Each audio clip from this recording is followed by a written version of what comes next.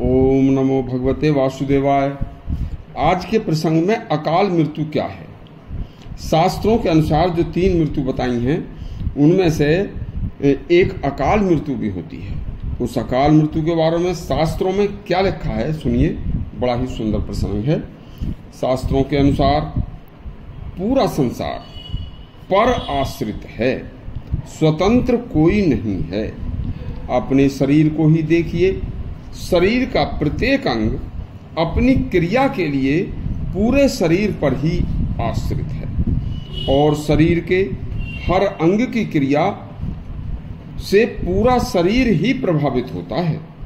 यदि किसी कारणवश शरीर का कोई अंग प्रभावित होकर रोगी हो जाए तो उसकी चिकित्सा करनी पड़ती है और चिकित्सा भी यदि काम न आए तो समझो कि यह समष्टि का चक्कर है, कोई प्रारब्ध है और प्रारब्ध के कारण आए दुखों में भावना बदली जा सकती है, भावनाएं बदल जाती हैं। भावना तो मृत्यु के संबंध में भी बदल जाती है और बदली जा भी सकती है। यदि प्रयत्न करने पर भी कष्ट रोग कोई मिट नहीं रहा है तो सोच लो निर्वाण हो रहा है। तो मृत्यु सचमुच कष्टदायक न होकर निर्वाण प्रदान करने वाली बन जाएगी। अकाल मृत्यु को भी यदि हरण करने का प्रयत्न करें तो शास्त्रों में लिखा है कि अकाल मृत्यु हरणम, कि अकाल मृत्यु को हरण करना तो मुश्किल है लेकिन इतना भी मुश्किल नहीं है कि हो न सके, हो सकता है। वो किस प्रकार?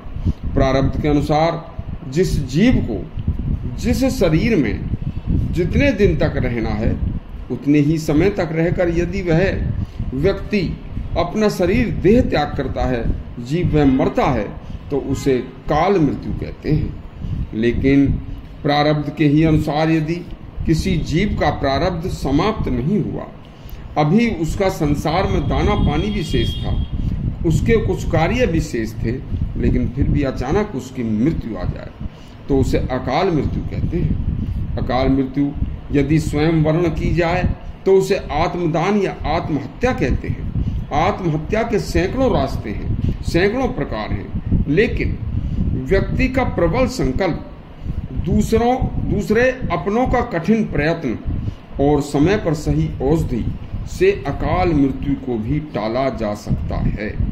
अकाल मृत्यु देवता, सिद्ध पुरुष, तपस्वी, महात्मा या भूत प्रेत आदि के साप या बल से या बिजली गिरने से, सर्प के काटने से, विष के कारण या किसी दुर्घटनावश एक्सीडेंट के कारण या जल में डूबने से जो मृत्यु होती है वह अकाल मृत्यु होती है। लेकिन जो लोग शुद्ध हृदय चित्त तथा भगवान के सच्चे भक्त होते हैं तथा हमेशा भगवान की शरणागत रहते हैं तो ऐसे शरणागत भक्त मनुष्य की रक्षा श्री हरि भगवान स्वयं करते हैं।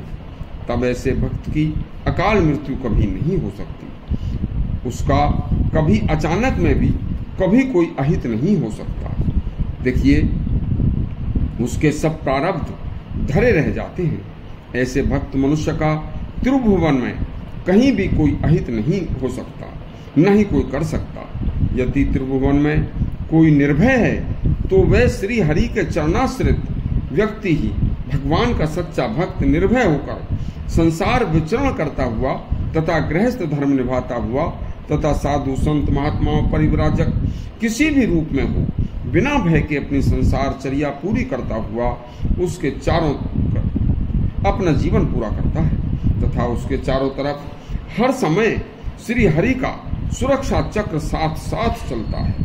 यदि उसके भाग्य में अकाल मृत्यु का भी योग है तो वह योग भी स्वयं ही नष्ट होकर कुयोग से सुयोग में बदल जाता है। प्रसंग का सार यह है कि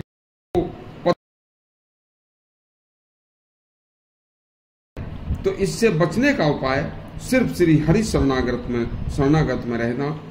बस हर रोग, हर क्लेश, अकाल मृत्यु को महाऔषधि हरि शरणम है। इसी क्रम में कल आपको काल मृत्यु का प्रसंग सुनाएंगे। यदि आपको हमारा प्रसंग अच्छा लगा हो तो हमारा चैनल सब्सक्राइब करें और घंटी दबाएं। धन्यवाद।